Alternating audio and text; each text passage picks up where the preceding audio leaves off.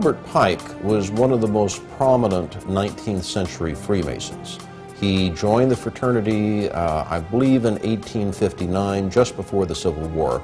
He was a scholar of ancient languages, was very familiar with what we would call comparative religion today, and he was given the task by the Supreme Council for the Southern Jurisdiction to rewrite their rituals. And this he did just before the Civil War, and then after the Civil War, he was elected Grand Commander of the Southern Jurisdiction, and he served in that position until his death in, I think, 1891. Pike held the office of Sovereign Grand Commander for the Southern Jurisdiction, which is based in Washington, D.C. Albert Pike's great contribution to the Scottish Rite is his book, Morals and Dogma of the Ancient and Accepted Scottish Rite of Freemasonry. On the title page it reads, "Esoteric Book for Scottish Rite Use Only, to be returned upon withdrawal or death of recipient." It's given to the new Masons after they've gone through a series of stuff. Then they're given a copy of Albert Pike's book. Pike declared that the true definition of Freemasonry is an advance toward the light.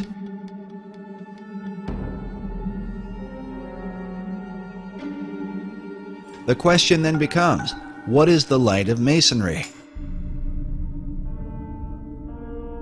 Many believe the answer comes from Pike's own words. In Morals and Dogma, Pike wrote, "Lucifer, strange and mysterious name to give to the spirit of darkness. Is it he who bears the light? Doubt it not."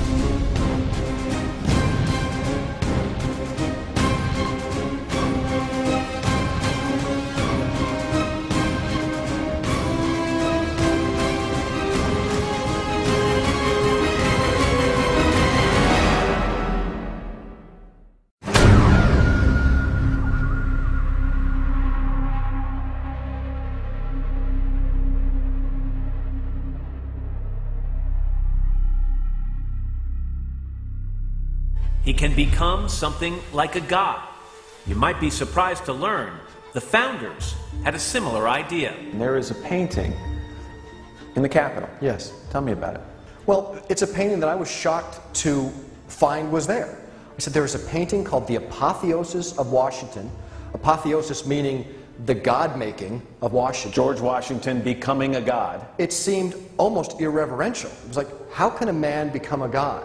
But it really, to my eye, and to other historians' eye, catches this concept of the power of man. Again, can you imagine anyone putting forth that notion of politicians as gods? Right. Here we are in the 21st century. Well, you'd be run out of town. You'd be run out of town. There was a statue of George Washington that sat in the Capitol. He was unclothed. It was a model of a statue of Zeus. It was George Washington as a god. Right. Kabbalah say 13 represents man's ability to go beyond the zodiac, to ascend above the stars of heaven. With this in mind, consider this phrase inside the Library of Congress: "To lo they build, who build beneath the stars." For Kabbalists, the number 13 is not unlucky, but refers to their concept of God. The word Shekinah represents the manifestation of God's glory. It is taught that the Shekinah glory of God shone in Solomon's temple when it was first dedicated. This picture shows a group of Freemasons reenacting this dedication ceremony. But in the Library of Congress, we are faced with an interesting puzzle, as we find these words painted on the wall: "The true Shekinah is man."